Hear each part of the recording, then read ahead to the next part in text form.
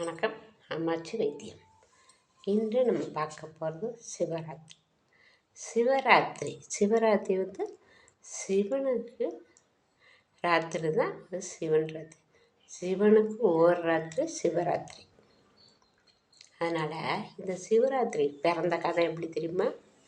இதை பார்க்கறதுக்கு முன்னாடி நீங்கள் லைக் பண்ணுங்கள், ஷேர் பண்ணுங்கள், சப்ஸ்கிரைப் பண்ணுங்கள். வாங்க வீடியோக்குள்ள போகலாமா? சிவன் வந்து தேவர்கள்லாம் ரொம்ப கஷ்டப்படுறாங்கன்ட்டு பார்க்கடலில் அமுது கடையிறதுக்கு போகிறாங்க. அங்கே வந்து கடையிறாங்க. வாசுகி பாம்பை வச்சு அமுது கடையிறாங்க. அதை கடையில அது வெறும் ஆழகால விஷமாக வருது.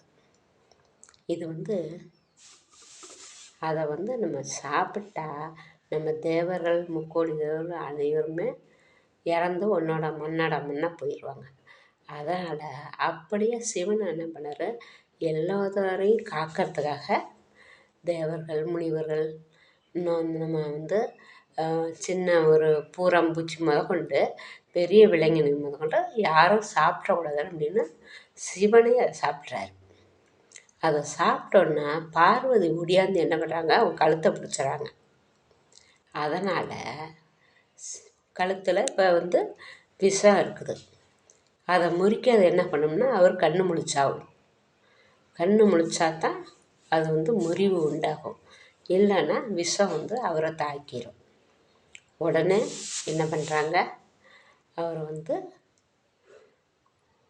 கண் முழிக்கிறதுக்காக தேவர்கள், நந்தி எல்லாருமே பூதகணங்கள் அவ்வளவுமே நல்லா கண் முழிக்கிறதுக்காக பாட்டு கீட்டு எல்லாம் ஆட்டம் பாட்டம் எல்லாம் ஆடி சிவனை வந்து நைட்டு பூரா தூங்க விடாமல் கண் முழிக்க வைக்கிறாங்க.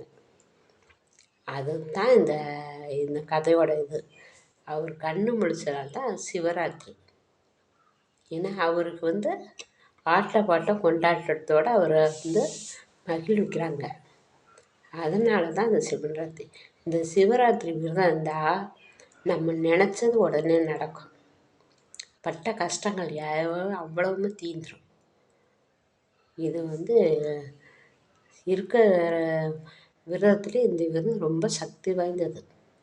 இந்த விடிய விடிய கண்ணு முழிச்சிங்கன்னா விடிய கூட முழிக்கணும் தேவையில்லை. அந்த ஒரு 11 மணிலேருந்து 1 மணி முடிய நீங்கள் முழிச்சிருந்தா கூட போதும். அதுக்கு அவ்வளோ பவர் இருக்குது.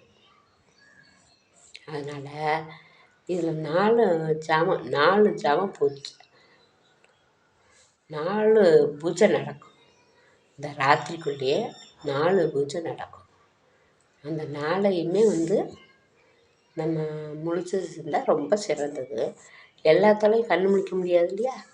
அதனால் நம்ம வந்து முக்கியமான இந்த 11 மணிலேருந்து 1 மணி முடிய தான் அதுக்கு நல்ல முக்கியமான நேரம்.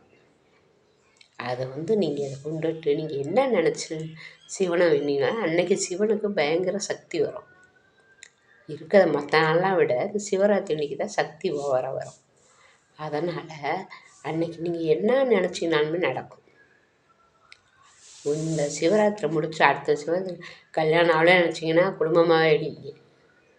குழந்த இல்லைன்னு நினச்சிங்கன்னா குழந்த நல்லா அடுத்த வருஷத்துக்கு நல்லா பெரிய பிள்ளையாக வந்துடும். 1 வருஷம் குழந்தையாக வந்துடும். நினச்சது உடனே பழிக்கிறது அந்த சிவன் ராத்திரி. அதனால் தயவுசெய்து எல்லாருமே இந்த விரதத்தை இருந்து கடைப்பிடிக்கணும்னு நான் கேட்டுக்கிறேன். நீங்களும் இருந்து பாருங்கள். அதோட சிவனை வந்து நமச்சிவாய மந்திரம் சொல்லி ஜெபிச்சிங்கன்னாலும் உங்களுக்கு என்றைக்குமே துணை கொடுப்பார். நன்றி, வணக்கம்.